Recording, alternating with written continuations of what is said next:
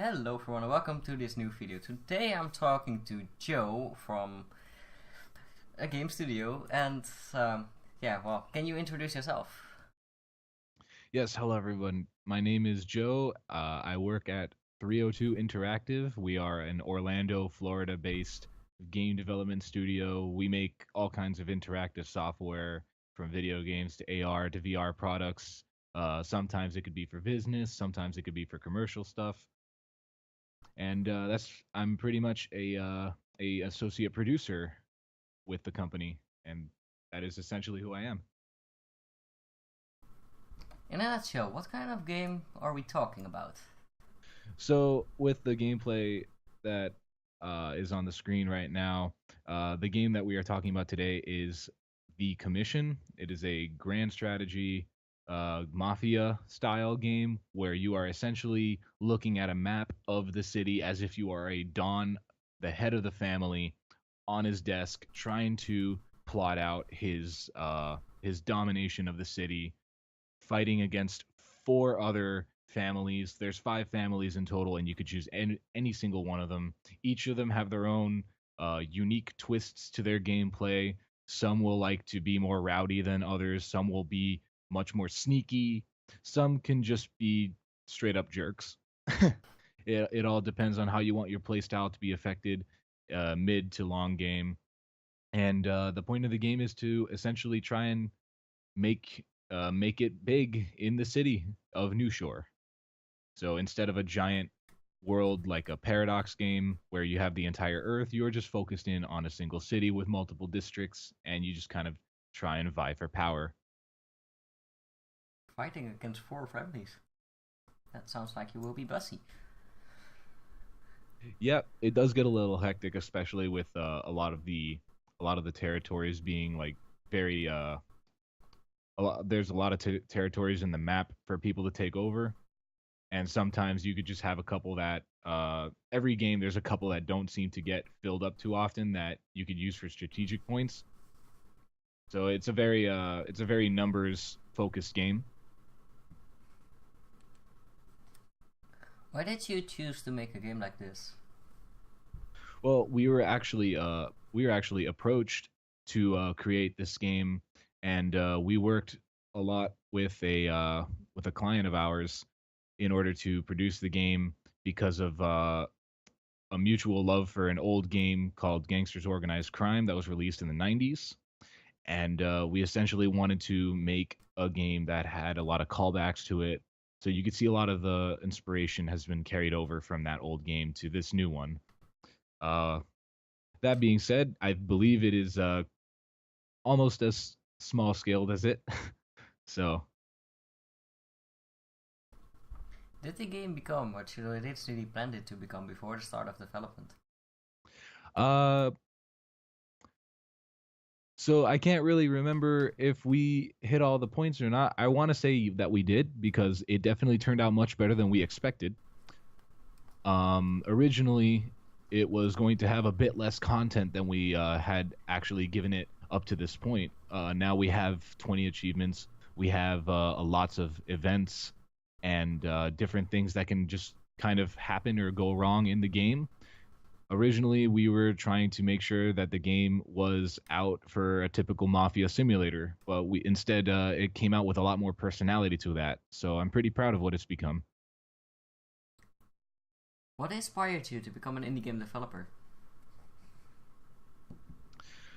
It wasn't really focusing on whether it would go into AAA or indie. If we're talking to be about me myself, I wanted to become a game developer because I've had a lifelong love for games ever since I picked up a Game Boy Color back in 1999. It kind of just clicked with me. I wanted to work with this stuff. I liked being around video games, so it's really nice to kind of work with a bunch of talented developers who also share that same love for creating products such as this. Is this your first game? Professionally, yes. This is my first game professionally. I have had two other games released on itch.io at from my time at college. I went to UCF once more in Orlando, and I worked on 2 games. One of them was a starship dogfighting game akin to Star Fox and Battlefront 2, and the other was a piano game where you had to revive a planet using music. Revive a planet using music. Yes, and the piano was the only computer controller. Sorry. Okay, so not everyone can play it because not everyone owns a piano. Yeah. Okay. It was something new. For what platforms did you intend to release this game? Steam, more specifically Windows PC and Mac. The commission is available right now on Steam. You could pick it up for any sort of computer type you have. Awesome. What do you think is your best attitude in life? Keep working, keep making decent to good relationships with the people who you work with, who you meet, because sooner or later you're going to end up working with them somehow, and you're going to want them to be like a friend to you. And it really is a comfortable atmosphere when everybody in the office is also not just a coworker but a friend to you, and you feel comfortable with them. For how long have you been working on this project? I myself have been working on the commission since late January. I do believe it has been going on a little bit earlier than that. So the project has been existing for roughly late 2017 to now. Okay. What was the day-to-day process for making this game? So we actually worked a majority of this project distributed. And by distributed, I mean we worked remotely with each other for a good chunk of this development process. It would usually consist of gigantic walls and logs of text and chat logs, what have you. And we would also have documentation working around Google Drive is really awesome in case you want to start your own video game and communicate with other developers. Technology has definitely helped it help the process, make it much easier to communicate with people and share information. Will that be the same for potential future games you guys make? Probably yes. We are continuing to grow as a studio, and we do work with people and contractors who are remote or in our local area. We like to work with as many people as we like, and it's actually very good to start a community. So keeping that community is very strong.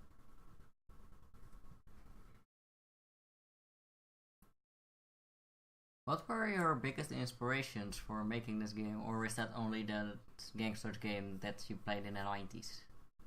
So, like I said before, gangsters, organized crime was a huge inspiration for this game. We also tried to take nods from other map painting games, such as Paradox games like Europa Universalis 4, Hearts of Iron 4.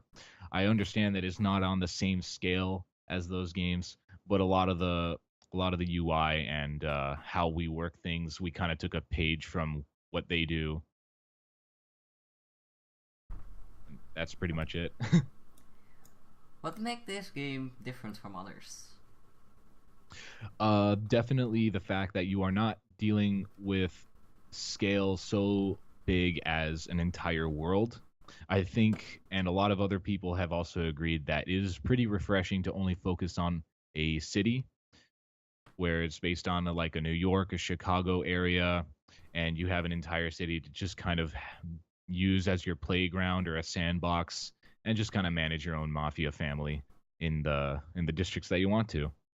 So it's pretty refreshing to see something really small, like some place that I can call home, akin to the Yakuza series, where they use a city district rather than an entire continent of content. What do you think is the most interesting part of the game? I really want to say it's how the game interconnects with all of its systems. There's just so much you have to keep track of, but at the same time, there's so much that can go wrong, especially with tracking how you're doing against the commission system.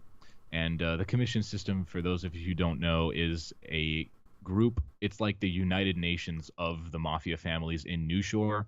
They're like the high up shadow government that kind of keeps the power in balance.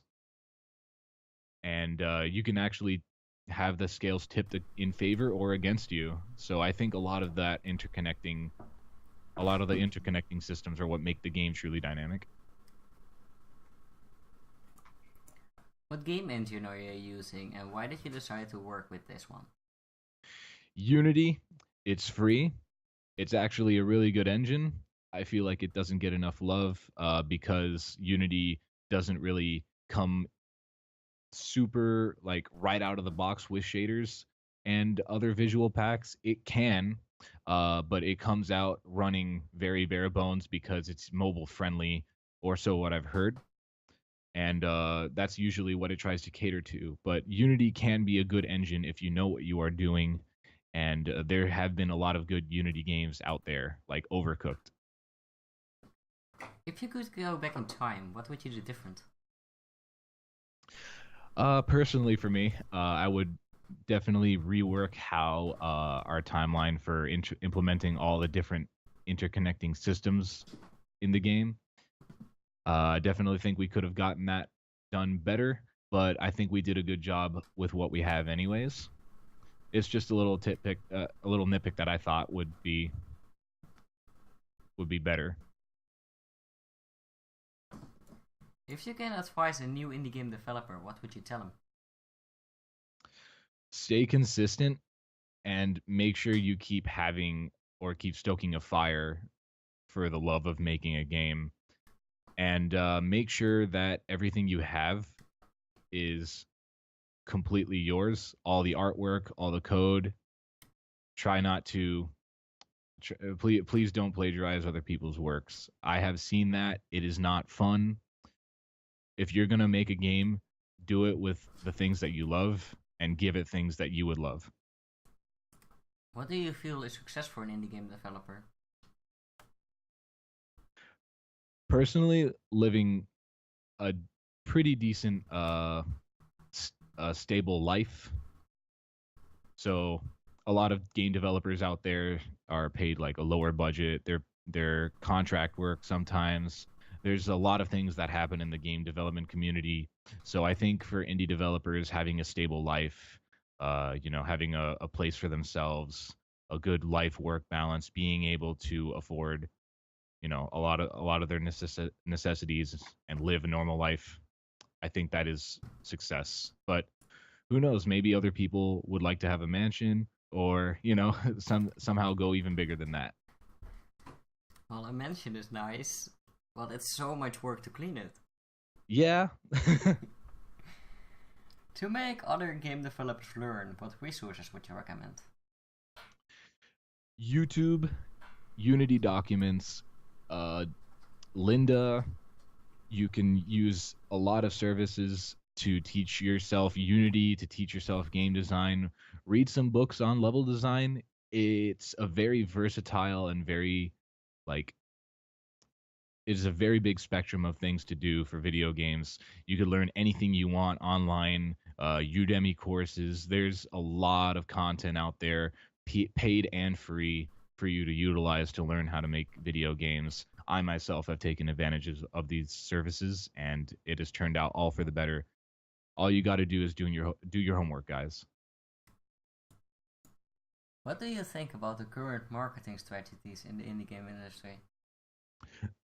I think social media has definitely had a big impact in marketing. It definitely helped out the commission, and it can definitely help you out. Twitter, Facebook. From what I've noticed, Twitter seems to be the big hub for video games and video game development. So definitely start following your favorite developers, follow your favorite local developers, artists, programmers, and start a network. And honestly, push your game out there. It's so much easier to market your game now just by tweeting it or something like that. Where do you see the indie game market going in a few years? Personally, I would like to see the indie game market kind of start filling that mid-tier video game, like the mid-shelf video games. There used to be for the PlayStation 2 and Xbox back in the sixth generation of video games, a lot of mid-tier games that had their budget adjusted according to the game's development, and a lot of them were like kind of B plus. A lot of decent games that came out, and indie games seem to be filling that space. So far, they still seem to be a little small though. So I'm hoping that indie games will continue to flourish and thrive on the creativity that they have and be given the scale that they deserve. Which other indie game developers, if any, offered you any support or knowledge in creating this game?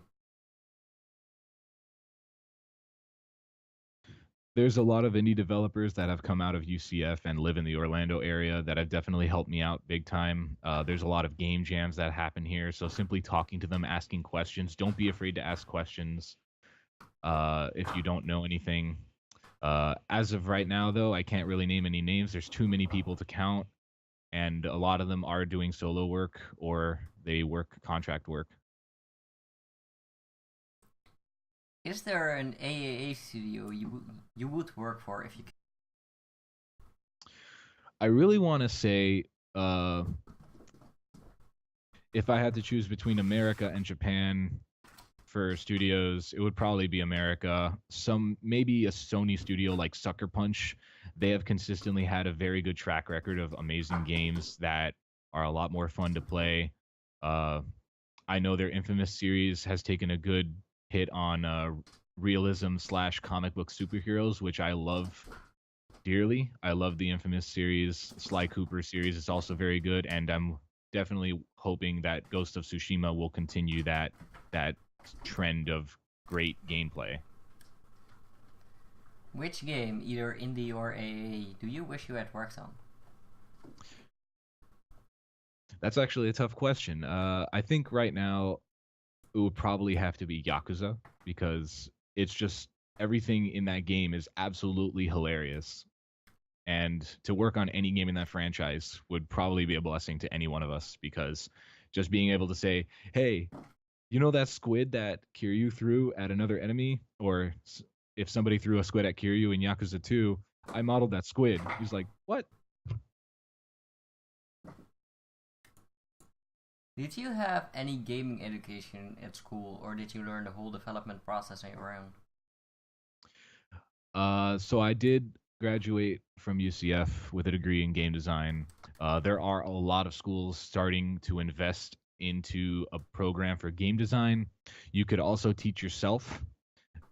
Jobs will look at you if you have a good portfolio, whether you're a programmer, artist, or designer. And even for producers, as long as you have a good portfolio out, you will stand a good chance at getting a job. As for gaming education at schools, it actually started out at high school. I used to actually just drop in to video game classes and learn some Unreal Engine 3 stuff. So it's been going on for quite a bit. What is your favorite video game all time? I'm gonna bring it right back down to Yakuza. So I don't really have a favorite video game of all time. I tend to go in phases. So right now my phase is still in the Yakuza phase. Yakuza 0, Yakuza 6, Yakuza Kiwami 2, and I even hop on to streams where Sega producers like Sam Mullen or Scott Strichart come on to play games, and I just really like the community that's around Yakuza. So right now that is my phase. Who knows what my next phase will be? And what will be your favorite video game of this year and why? It's hard to say. It's definitely between Kiwami 2 and Fist of the North Star Lost Paradise. Sega has been amazing at putting out quality games with a lot of quality content that just make me feel very excited to play, and they've definitely helped invigorate a new love for video games in this later part of my life. So kudos to them, and I'm really hoping that trend continues of releasing awesome content. Okay, that was the final question I had. Do you have other things you want to say? I'd like to thank everybody who has worked alongside me to develop the commission. We got it out there, guys. Good job. I'm very happy for us all. And thank you, the community, for if you guys are watching this, thank you for supporting the commission, for staying with us on our Discord server, having fun with us. If you ever want to chat, we are actually still on the Discord, and we are welcome to any communications you guys want. We love game development. We hope you guys will take a bigger look at game development and its community. So with that, I think I'm good to go. Awesome. Yeah, thank you for doing an interview with me. I will put all of the links in the description below.